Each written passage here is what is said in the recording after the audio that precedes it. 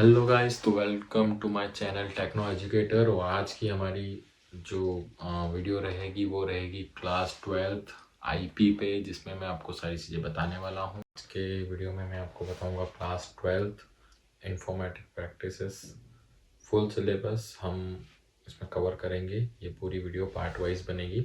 और अभी मैं आपको बताता हूँ किस तरह से मार्क्स डिस्ट्रीब्यूशन होगा पूरा, ठीक है। और आपको कुछ इम्पोर्टेंट टॉपिक्स इसी वीडियो में आपको बता दूंगा, किस तरह से हो सकता है आपका पेपर बन सकेगा या किस तरह के क्वेश्चन आपको इस पेपर में देखने को मिल सकते हैं, ठीक है। पहला यूनिट है आपका data handling using panda and data visualization. तो ये आपका 25 मार्क्स का रहेगा, ठीक है। इसमें आपका पहला रहेगा पांडास। तो पांडास में आपको सीरीज एंड डेटा फ्रेम्स मिलेगी, ठीक है। ये 19 मार्क्स का रहेंगे क्वेश्चन सारे, ठीक है। तो इसके अंदर question on creation, manipulation, operations है ना, 1 मार्क्स में भी रहेंगे ये मल्टीपल चॉइस में। फिर question based on functions like loc, आईओएससी, हैड, टेल, ये भी 1 मार्क्स में रहेंगे आपके पास, ठीक है। उसके बाद एक डेटा विजुअलाइजेशन 6 मार्क्स का रहेगा। इसमें 5 मार्क्स का रहेगा, जो मैं आपको बता देता हूँ आगे, पूरा एनालाइज करके रखा है मैंने इसको। क्वेश्चन ऑन प्लॉटिंग ग्राफ्स में, और टाइप्स ऑफ चार्ट यानी बार, पाई और लाइन चार्ट, एंड और उसके कस्टमाइजेशन भी, ठीक है। केस स्टडी रहेगी, ये 5 नंबर का आएगा। पांडास और विजुअलाइजेशन दोनों मिला के आएगा, ठीक है। अब यहाँ पर हम मार्क्स देख लेते हैं किस हिसाब से रहेगा। तो मैंने 2 टॉपिक्स बनाए, एक तो डेटा हैंडलिंग यूजिंग पांडास 1, दूसरा टॉपिक बनाया मैंने डेटा विजुअलाइजेशन। मतलब 2 टॉपिक को डिवाइड कर दिया। इसके अंदर डेटा फ्रेम, सीरीज वगैरह आ जाएगी, इसके अंदर सिर्फ प्लॉट्स वगैरह आएंगे। तो थोड़ा सा समझ के चलना है इस चीज़ को। अब 1 मार्क्स में आपके 3 क्वेश्चंस आ जाएंगे मल्टीपल चॉइस में, data handling using Python pandas 1, and visualization में से सिर्फ एक ही आने वाला है, ठीक है। 2 मार्क्स के 3 क्वेश्चन इसमें से ही आएंगे, इसी यूनिट में से आएंगे आपके, मतलब सॉरी इसी टॉपिक में से आएंगे आपके, डेटा हैंडलिंग यूजिंग पांडास 1 में से। 3 मार्क्स के 2 क्वेश्चन आएंगे आपके उसी टॉपिक से। 4 मार्क्स का एक क्वेश्चन उसी टॉपिक से आने वाला है। 5 मार्क्स का एक क्वेश्चन आने वाला है आपका डेटा विजुअलाइजेशन का। अच्छा, ये पूरी यूनिट का मैं 25 मार्क्स बता रहा हूँ आपको किस तरह से डिवाइड होगा। टोटल नंबर ऑफ क्वेश्चन रहेंगे 11, टोटल क्वेश्चन रहेंगे मार्क्स रहेंगे 25, ठीक है। अब हम आगे आते हैं, चलिए। तो अब हम देखते हैं, क्योंकि हमारे पास इतना टाइम नहीं है कि मैं आपको पूरा पढ़ा सकूं या आप मुझसे पूरा पढ़ सकें। तो मैंने कुछ शॉर्ट्स में आपको बता दूंगा कि किस तरह से आपको करना है, पढ़ाई करना है, ठीक है। अब व्हाट इज पांडास, ठीक है। सबसे पहला क्वेश्चन है व्हाट इज पांडा। हालांकि ऐसा क्वेश्चन नहीं आता है, हो सकता है आ जाए, आपकी किस्मत है, ठीक है। Panda is an open source Python library that provides high performance, easy to use data structure and data analysis tool for handling and analyzing structured data, ठीक है। It is widely used in data science and machine learning workflow due to its powerful capabilities for data manipulation and exploration, ठीक है। मैं भी अभी data scientist हूँ, data analysis work भी करता हूँ, पांडास में ही वर्क करता हूँ मैं। अधिकतर मेरी लाइब्रेरीज जो होती है, स्किट लर्न हुई, वेब स्क्रैपिंग्स हुई, तो ये सब पांडा में यूज़ आते हैं, ठीक है। पांडा इसमें हमेशा यूज़ आता है, क्योंकि मुझे एट दी एंड मुझे डेटा पे ही काम करना है, ठीक है। तो डेटा मैनिपुलेशन ही करना है, चाहे मैं वेब स्क्रैपिंग करके डेटा लेके आऊँ या डायरेक्टली मुझे कोई डेटा देगा, ठीक है। चाहे मैं पावर BI पे बना रहा हूँ, तब भी मुझे डेटा मैनिपुलेशन करना पड़ेगा, डेटा की क्लीनिंग, डेटा की माइनिंग। तो ये पांडा बहुत पावरफुल टूल है इस जगह पे, ठीक है। अब की फीचर ऑफ पांडास, वैसे ऐसे कुछ क्वेश्चंस आते नहीं हैं, बट हम पढ़ लेते हैं ताकि हम अगर कोई मल्टीपल चॉइस में से क्वेश्चन आ जाए इसमें से, तो आपके लिए पॉजिटिव रहेगा इस चीज़ को। फर्स्ट है डेटा स्ट्रक्चर। उसके अंदर रहता है आपका एक सीरीज होता है और एक डेटा फ्रेम होता है, ठीक है। तो series a 1 dimensional array like object with label indices, ठीक है। It is a similar to list और एरे, ठीक है। इसको बोलते हैं हम सीरीज, जो लिस्ट जैसा ही लगता है थोड़ा सा और एरे जैसा ही लगता है, ठीक है। अब डेटा फ्रेम क्या होता है? A 2 dimensional tabular data structure with labeled row and column like spreadsheet या एसक्यूएल टेबल, ठीक है। और 2 डायमेंशनल होती है, आपने देखा होगा स्प्रेडशीट, तो आपने एक्सेल तो देखी होगी, ठीक है। अब data handling, easily import and export data from various format like CSV, Excel, SQL, JSON, है ना, और हैंडलिंग मिसिंग डेटा seamlessly, ठीक है। नेक्स्ट होता है डेटा मैनिपुलेशन, यानी फिल्टर करना, शॉर्ट करना, ग्रुप डाटा, मर्ज, जॉइन डेटा सेट्स, है ना, ये सब चीज़ें आपकी डेटा मैनिपुलेशन में आ जाती है। डेटा एनालिसिस में भी ऐसे ही कुछ होगा, परफॉर्म ऑपरेशन लाइक एग्रेशंस, है ना, रिशेपिंग, पाइवटिंग टेबल्स, ठीक है, इनमें काम आता है। ठीक है, डेटा विजुअलाइजेशन आपने अभी पढ़ा होगा मैटप्लॉटलिब पे। सीबॉर्न भी एक लाइब्रेरी है, बट ये हम मुझे काम में आती है, इसलिए मैंने थोड़ा सा बताने के लिए इसको डाल दिया है कि integration with library likes matplotlib and seaborn, ठीक है, फॉर विजुअलाइजेशन। अब वाई यूज पांडा, है ना, पांडा को यूज कर ही क्यों रहे हैं हम लोग?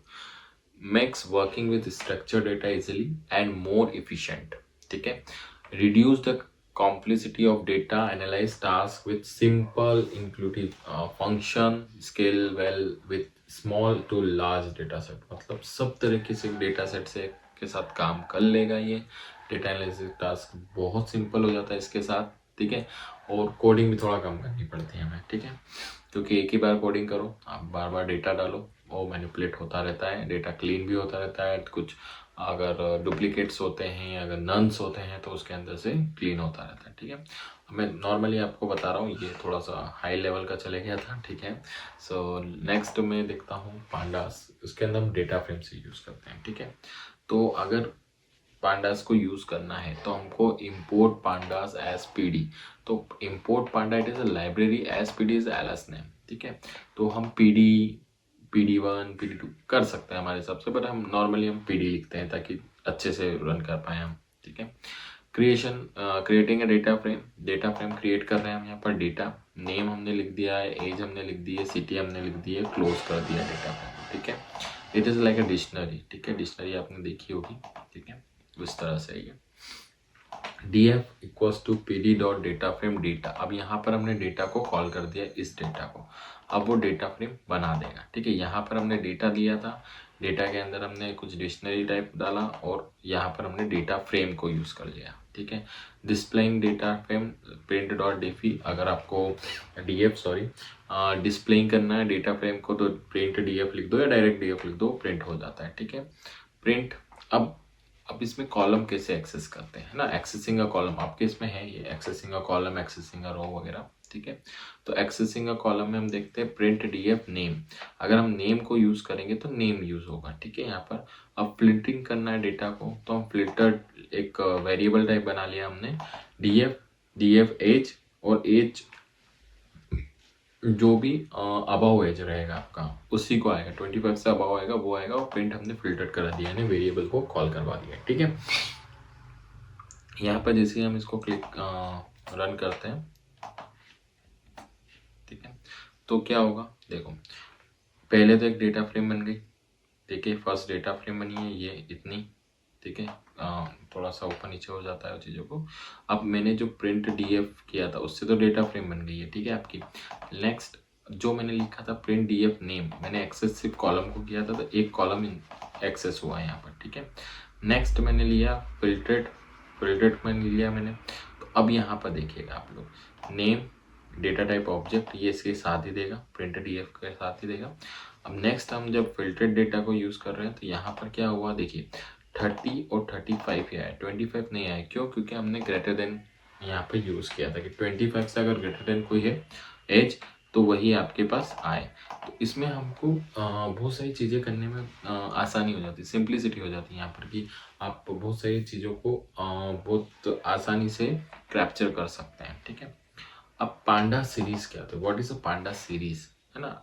अब सीरीज़ क्या होती है फिर हम डेटा फ्रेम के बारे में पढ़ेंगे, ये मैं आपको सिर्फ एक छोटा सा एग्जांपल बता रहा हूँ। ठीक है, what is data frame series, series is a one dimensional labelled array. ठीक है, लेबल्ड क्यों बोला, क्योंकि लेबल के साथ चल रहा है काम। ठीक है, capable of holding data of any types, यानी integer, float, string, Python object सब यूज़ कर सकते हैं इसके अंदर। ठीक है, it is similar to column in a data frame और a one dimensional array but with labeled call and index।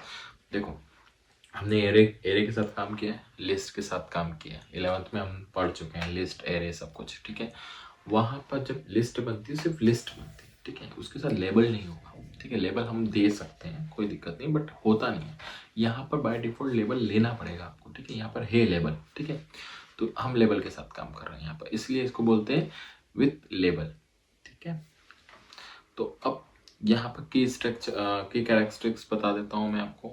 Index, each element in a series associated with a label, यानी index with which makes data retrieval easy. मतलब हम अगर मान लो जैसे आप कहीं रह रहे हो, ठीक है, उसका एक एड्रेस होगा, तो अगर कोई आपके घर पे आना चाहे तो आप उसको एड्रेस दे सकते हैं, ठीक है।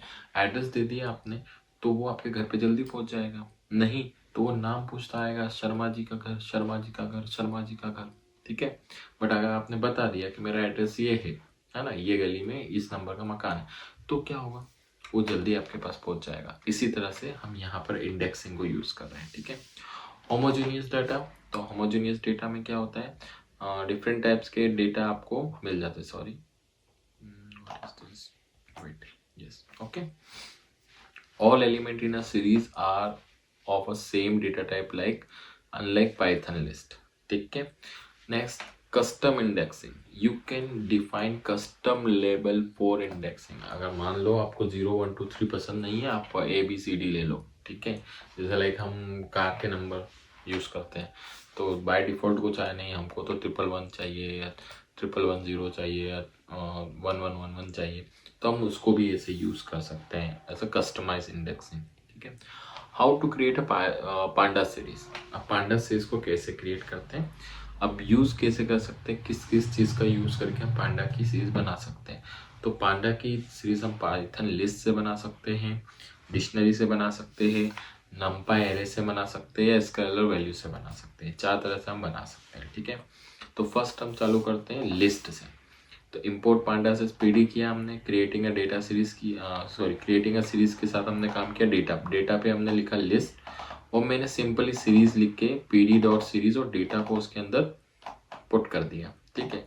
अब देखो पाइथन की सीरीज कैसे बनेगी, ये बन गई।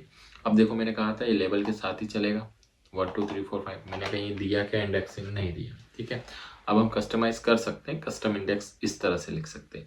मैंने लिखा डेटा, मैंने लिखा इंडेक्स, ठीक है।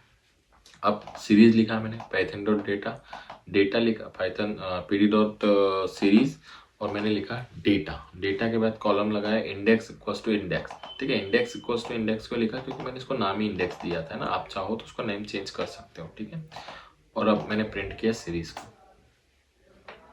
हो गया, ABCD आ गया लेवल पे, ठीक है, ओके। नेक्स्ट है creating series form a dictionary. अब डिक्शनरी से कैसे सीरीज करेंगे, तो डेटा लिया, डिक्शनरी आपको पता है की और वैल्यू पे चलता है, ठीक है। लाइकवाइज जो मैंने बोला ही था आपको, ऊपर पे बताया आपको, है ना।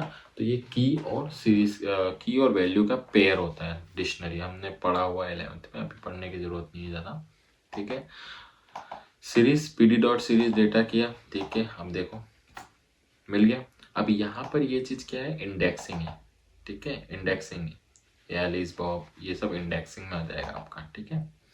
Next, accessing data in a series. अब डेटा को इंडेक्स सीरीज कैसे करना, बाय इंडेक्स हम देखें तो प्रिंट सीरीज एलिस, एलिस हमने लिखा, ये देखो 25 आ गया। देखो मैंने बोला था एलिस अभी क्या है, इंडेक्स है, सो इंडेक्स ही रहेगी वो, ठीक है। नेक्स्ट, हम सीरीज को बाय पोजीशन भी यूज कर सकते हैं। बाय पोजीशन मैंने लिखा 0, तो देखो 25 आ गया।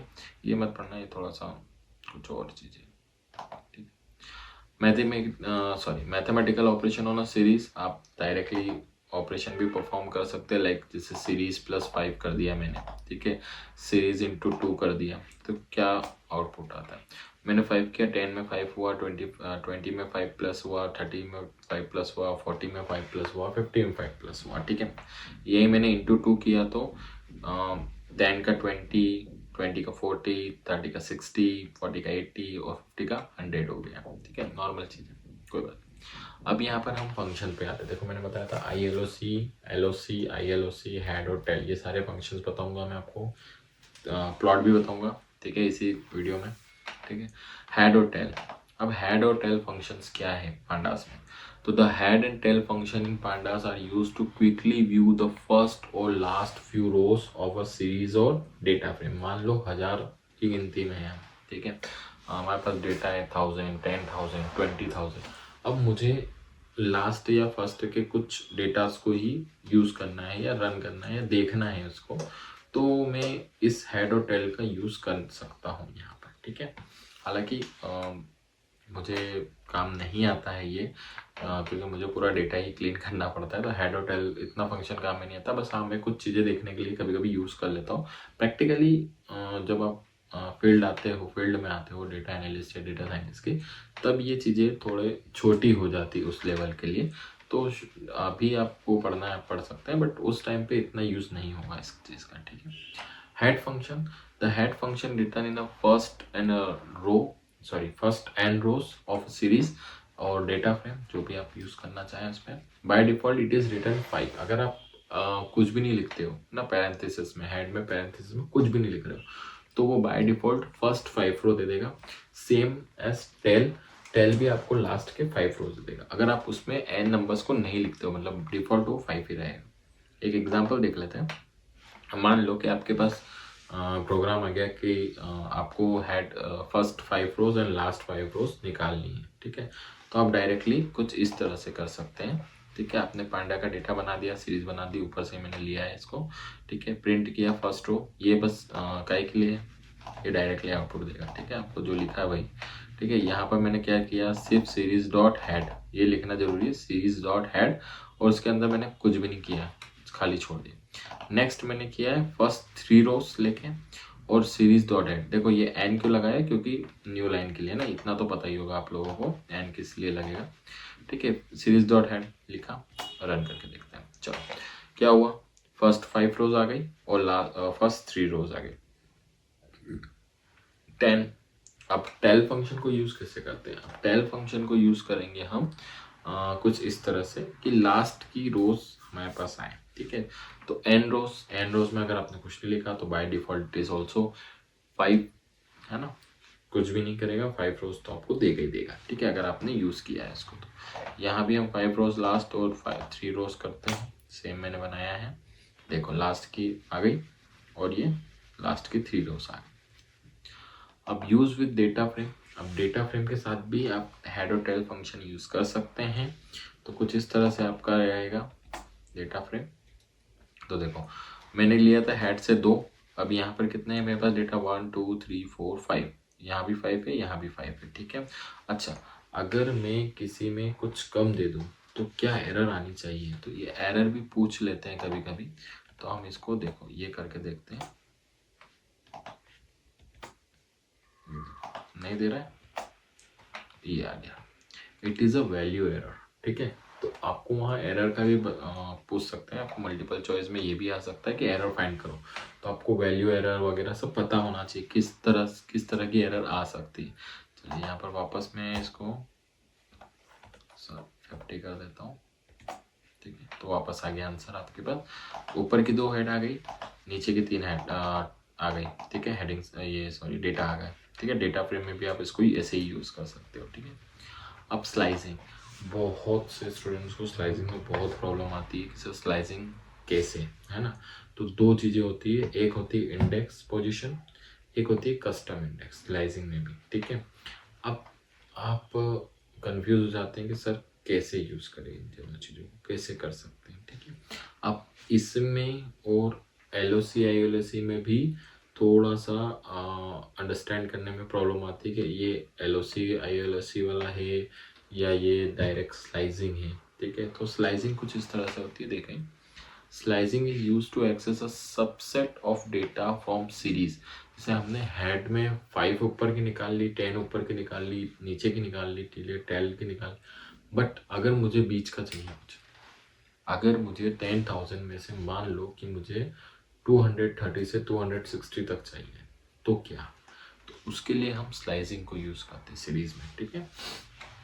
तो देखो अब मैंने क्या किया, similar slicing list array, slicing by index position लिख ली 1 और 4, ये देखो। अब यहाँ पर क्या हुआ, देखो मैंने क्या लिखने का दिया था, 1 से 4 तक का, ठीक है। तो 1 कौन है यहाँ पर, 20 30 40 एंड 50। तो हमारे पास टोटल कितने हैं एलिमेंट्स, 1 2 3 4 5, बट हम यहाँ पर 4 लिखे हैं तो 3 ही आएगी, ठीक है, क्योंकि स्टार्ट विथ 0 से होता है। तो यहाँ पर तो हमने 1 से किया है, तो 1 आएगा, 2 आएगा, 3 आएगा, ठीक है, 3 हमने लिए हैं। तो अगर हम 0 से करते हैं तो 0 भी आएगा, 1 भी आएगा, 2 भी आएगा, 3 भी आएगा, ये दो। ठीक है, तो इसको बोलते हैं हम स्लाइसिंग। अगर मैं लिखूं कि मुझे सिर्फ कौन सा चाहिए, 3, 2 और 3 ओनली। ठीक है, 2 और 3 आपके पास आ गया। ठीक है, डन। अब नेक्स्ट हम करते हैं slicing by custom index. When series has a custom index, slicing can be also slicing can also be done using label. आप लेबल से भी यूज कर सकते हैं इसको। कैसे, जैसे मैंने इंडेक्स दे दी इसमें ABCD, अब मुझे slice form index B to D करना है, इंक्लूसिव। ठीक है, ये इंक्लूसिव है। ठीक है, D इंक्लूसिव। सीरीज को लिया हमने, डाल दिया, तो B C एंड D। जब हम कस्टम इंडेक्स के साथ यूज करते हैं तो इंक्लूसिव होता है, और यहाँ पर एक्सक्लूसिव रहेगा, मतलब ये बाहर रहेगा 4 और यहाँ पर ये 4 अंदर रहेगा, मतलब आएगा 4 भी आएगा आपका, B C D तीनों आएंगे। ठीक है, अब बुलियन स्लाइसिंग में क्या होता है, जैसे मान लो कि मेरे पास बहुत बड़ा डेटा है, अब मुझे उसमें से ऐसा कुछ डेटा निकालना है कि जो एज है 19 से ऊपर है उन्हीं का डेटा निकले, या जो है 1 to 30 तक का ही चाहिए, तो मेरे को 30 तक या 30 से नीचे तक का चाहिए डेटा, तो हम इस चीज़ को यूज़ कर सकते हैं। इसको बोलते हैं हम बुलियन स्लाइसिंग। ठीक है, फिल्टर करना डेटा को, सीधी सी बात है। ठीक है, फिल्टर वैल्यू ग्रेटर देन 30, यहाँ पर मैंने ग्रेटर देन 30 किया है। ठीक है, अब ये जितने भी ग्रेटर देन 30 है वो सब आ जाएगी, तो 40 और 50 है। अगर मैं यहाँ पर इक्वल्स टू लिख दूँ तो 30 भी आ जाएगा आपका, है ना, greater than and equals to 30, तो 30, 40 एंड 50 तीनों आ जाएंगे। ठीक है, अब हम आते हैं मेन चीज ILOC एंड LOC। दो नंबर के कुछ इसके अंदर रहते हैं, तो मेरे हिसाब से ये पढ़ना बहुत जरूरी है आपको कि LOC और ILOC में क्या डिफरेंस होते हैं, पहली चीज। ठीक है, दूसरा कैसे इसको यूज करते हैं। ठीक है, तो LOC and ILOC in Panda, LOC and ILOC used to access data from data frame rows and column, but they differ in how they select data. Differ होते हैं कैसे सिलेक्ट करते हैं डेटा। LOC, अब सिलेक्ट डेटा बाय लेबल, रो और column names, रो और column names यानी labels के साथ काम करना है आपको। ठीक है, ILOC में क्या होता है, सिलेक्ट डेटा बाय इंटीजर की पोजीशन, इंटीजर पोजीशन किस पोजीशन पे, तो LOC label based selection, label based selection होगा इसके अंदर। जैसे हम सिंटेक्स देख लेते हैं यहाँ पर, df.loc रो लेबल और कॉलम लेबल्स। ठीक है, include both start and and in slicing. ठीक है, आप समझना इसको कैसे हुआ है। ठीक है, यहाँ पर मैंने डेटा दे दिया, ओके, डेटा बन के तैयार है, मेरा डेटा फ्रेम भी तैयार है। अब मुझे क्या करना है, एक्सेसिंग रो विथ लेबल 1। अब लेबल 1 का एक्सेस किया मैंने, तो यहाँ पर सिर्फ बॉब्स का डेटा आएगा, और लेबल जब मैंने 0 to 1 LOC किया और नेम और सिटी दे दिया, यहाँ पर देखो नेम और सिटी दे दिया, दोनों तरीके से बता देता हूँ आपको। ये देखो, अब यहाँ पर मैंने क्या किया, देखो यहाँ पर मैं 1 ले रहा था, इसलिए क्या आया, सिर्फ बॉब का डेटा आया, नेम एज एंड सिटी तीनों आ गई। बट यहाँ पर मैंने क्या बोला, 0 और 1, 0 और 1 पे कौन है, 0 पे एलिस है, 1 पे बॉब है, तो एलिस और बॉब दोनों का डेटा चाहिए। ठीक है, बट कितना डेटा चाहिए मुझे, नेम और सिटी चाहिए, मुझे एज नहीं चाहिए। एज से मुझे कोई मतलब नहीं। मान लो कि मुझे डेटा भेजना है किसी की मेल आईडी पे, ठीक है, तो मुझे सिर्फ पर्सन का नेम चाहिए और मेल आईडी चाहिए, तो क्यों मैं उसका बर्थ डेट, है ना, एड्रेस, मदर फादर नेम या कुछ भी निकालूंगा, तो यहाँ से डेटा बहुत स्लाइस हो जाता है, बहुत अच्छे से स्लाइस हो जाता है। ठीक है, इसलिए हम ILOC LOC का यूज़ करते हैं, अभी भी कर रहा हूँ मैं। ठीक है, तो वो चीज़ आपको बहुत आसानी से चीज़ जब मिल जाती है तो अच्छा रहेगा, अगर नहीं होगी तो फिर आपको करना ही पड़ेगा, पूरा डेटा ढूंढो बैठ के।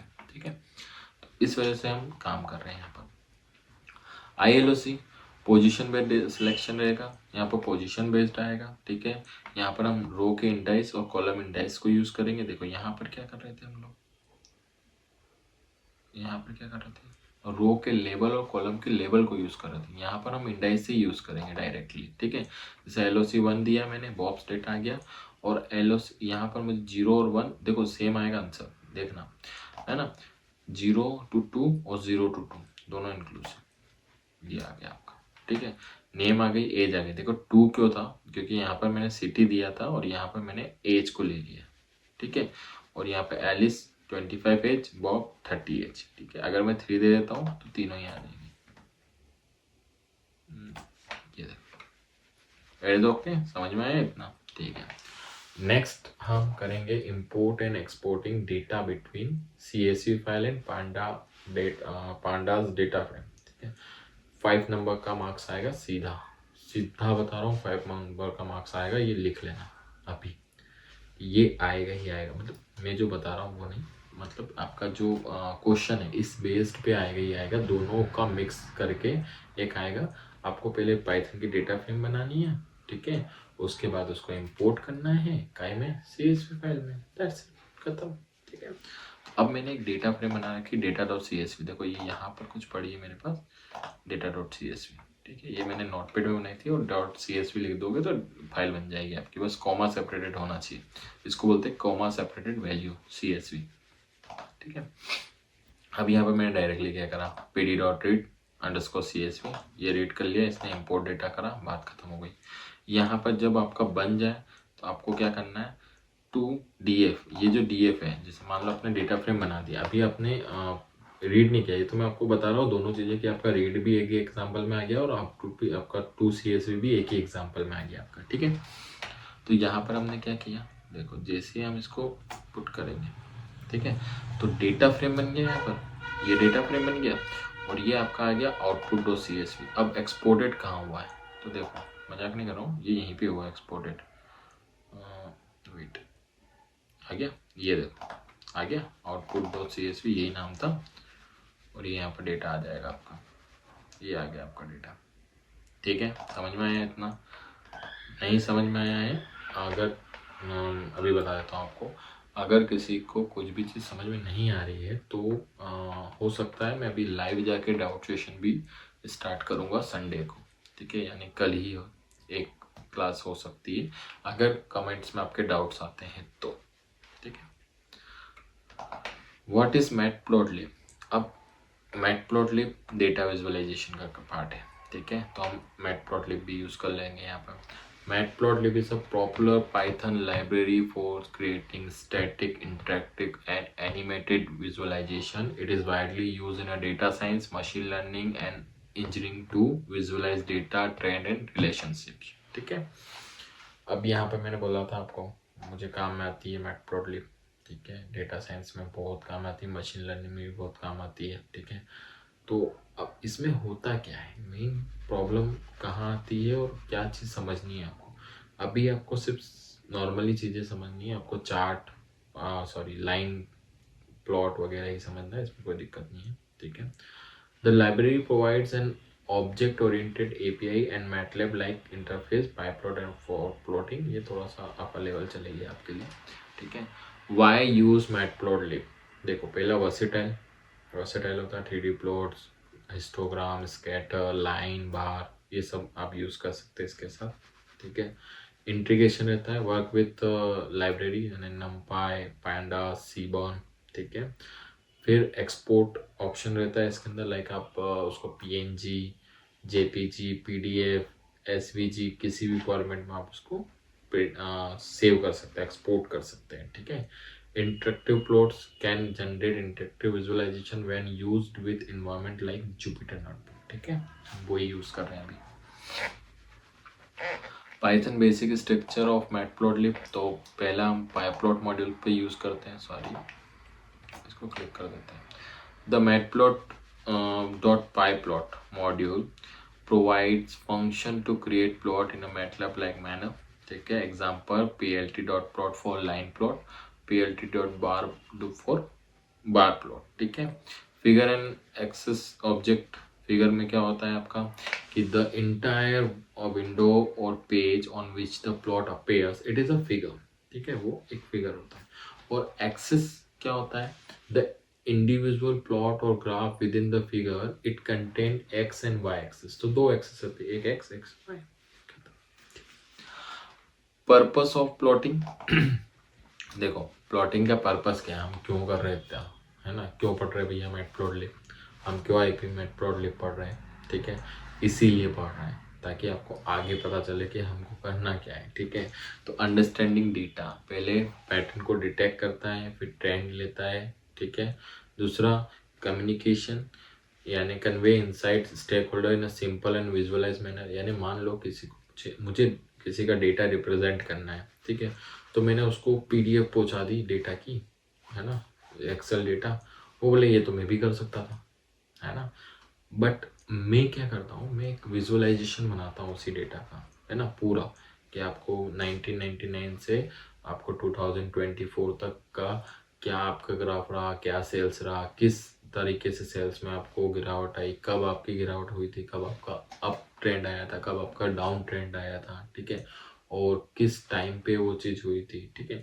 इसको लेके चलते हैं। जैसे हम नॉर्मल चीज़ें लेके चलते हैं, एक एग्जाम्पल है, मैं रियल लाइफ से एग्जाम्पल ले लेता हूँ। ठीक है, आइसक्रीम, हम आइसक्रीम खाते हैं, गर्मियों में ट्रेंड बढ़ जाता है उसका आइसक्रीम का, ठंड में कम हो जाता है।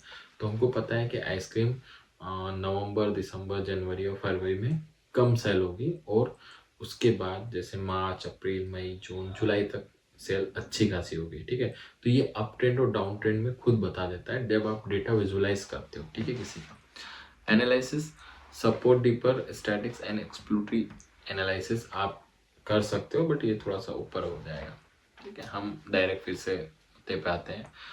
प्लॉटिंग विथ मैट प्लॉट लेकर, तो हम पहले बनाते हैं लाइन प्लॉट। ठीक है, हमने एक्स का डेटा ले लिया, वाई का डेटा ले लिया, अब क्या करना है, पहले हम इंपोर्ट करेंगे मैट प्लॉट लिब डॉट पाई प्लॉट SPLT, ताकि इतना बड़ा नहीं लिखना पड़े, इसे PLT करके ख़त्म कर देंगे उसको। ठीक है, अच्छा, यहाँ पर मैं आपको कस्टमाइजेशन भी बता रहा हूँ साथ साथ में, मैंने अलग से भी लिया है शायद कस्टमाइजेशन का, मैंने लिया है, बट मैंने इसका एग्जांपल ऊपर ही बता देता हूँ आपको। ठीक है, यहाँ पर देखना, matplotlib dot pyplot, तो प्लॉट PLT हो गया। ठीक है, लाइन प्लॉट हम यूज़ कर रहे हैं, तो PLT डॉट प्लॉट किया मैंने, एक्स एंड वाई कलर दे दिया मैंने, ब्लू मार्कर दे दिया O, लाइन स्टाइल दे दी मैंने डैश डैश, और लेबल दे दिया मैंने y इक्वल्स टू 2x। ठीक है, y equals to 2x, it is a label, है ना, ऐसा कोई फॉर्मूला नहीं है। ठीक है, टाइटल दे दिया line plot example, x label दे दिया x एक्सिस, y लेबल दे दिया y एक्सिस। ठीक है, आप अपने हिसाब से जो भी क्वेश्चन की डिमांड होगी उस हिसाब से देना पड़ेगा, क्योंकि ये भी क्वेश्चन आता है ना। अब PLT डॉट लीजेंड दे दिया हमने, कोई भी लीजेंड ऐड कर सकते हो, ग्रिड आप जैसी चाहो वैसी लाइन ऐड कर सकते हो। PLT डॉट शो, ठीक है, शो करेगा, मतलब अब यहाँ पर आके वो शो करेगा। ठीक है, अभी सिर्फ आपको इस पे ही दिखेगा अगर आप सिर्फ शो लिखते हो तो, बट सेविंग द प्लॉट में मैंने क्या किया है, PLT डॉट सेव फिग, यानी save figure line underscore plot dot PNG। देखो, अब जैसे मैं इसको क्लिक करूँगा, देखो यहाँ पर मैं आपको पहले बता देता हूँ, यहाँ पर कोई भी ऐसा PNG वगैरह कुछ भी नहीं है, क्योंकि मैंने पहले रन नहीं किया है इसको इस पर। अब देखो, रन कर दिया है, रन हो रहा है अभी। ठीक है, हो गया रन। ठीक है, ओके, यहाँ पर एक प्लॉट बन गया है आपका यहाँ पर। ठीक है, अब मैं आपको बताता हूँ कैसे आपको यहाँ पर आना है। अब यहाँ पर एक प्लॉट आ जाएगा, PNG आ जाएगा, वेट, ये आ गया। ठीक है, आपके सामने आया अभी, मैं इसको क्लिक करता हूँ, है ना, और ये PNG में तैयार है हमारा प्लॉट। ठीक है, यहाँ से मुझे इसको हो सकता है सेव करना पड़ेगा, इमेजेस। ठीक है, और आपका प्लॉट तैयार हो जाएगा। ठीक है, अब वो सेव होके कहाँ गया है मुझे नहीं पता। ठीक है, अब नेक्स्ट हम देखते हैं यहाँ पर बार प्लॉट, बार में भी कुछ इसी तरह होगा, बट कैटेगरी और वैल्यू मैंने यहाँ पर दो अलग अलग वेरिएबल्स दे दिए इन दोनों के लिए के, ABCD कैटेगरीज है, वैल्यूज है उसकी ये। ठीक है, अब बार क्या होता है आपको पता ही है, बार चार्ट, चोको बार खाते ही हम, बार के शेप में रहते हैं, इसलिए उसको उसका नाम चोको बार बना है। ठीक है, वैसे ही कुछ बार है यहाँ पर भी आएगा। ठीक है, लेबल वगैरह आपने देख ही लिया सारा। अब देखो आ गया ये बार में 3 4। अब ये ग्रीन कैसे हुआ, तो सर कलर ग्रीन दे रखा है मैंने, कैटेगरी और वैल्यू दे रखी है मैंने, लेबल मैंने दे रखा है, इसलिए लेबल आ गया है यहाँ पर। इसका बार ग्राफ एग्जाम्पल मैंने टाइटल दे रखा है, एक्स का वैल्यू दे रखा है, बी का वाई का मैंने दे रखा है, वैल्यूज दे रखी है ना, लीजेंड दे रखा है मैंने यहाँ पर, क्योंकि लीजेंड ऐड करना है मुझे। ठीक है, और शो कर दिया है, और उसको भी सेव कर दिया है। ठीक है, अब सेव होने के बाद ये यहाँ पर आ जाएगा। देखो कहाँ आ गया, यहीं पे आएगा, जैसे पिछली बार आया था वैसे ही आ जाओ। ये आ गया, कहाँ गया, ये रहा, ये यहाँ पर शो हो जाएगा। ठीक है, इतना समझ में आया आपको। ये आपका बार ग्राफ का हो गया, ये आपका लाइन का हो गया। अब आपको लिखना है histogram. Histogram is a line formation. ठीक है, तो हिस्टोग्राम हमने दे दिया, डेटा दे दिया पूरा, ये बहुत सारा डेटा दे दिया हमने। अब देखो इसमें रिपीटेड डेटा है। ठीक है, तो इसको थोड़ा पढ़ लेते हैं कैसे होता है। अब histogram display the distribution of data set by dividing into a beans. इसको बोलते हैं बीन्स। तो मान लो मैंने 5 बीन्स लिखे हैं यहाँ पर। ठीक है, रन करने के बाद समझ में आ जाएगा आपको भी। कलर मैंने दिया पर्पल, एज कलर दिया मैंने ब्लैक, लेबल दे दिया मैंने, बाकी सारी चीज़ें सेम ही हैं।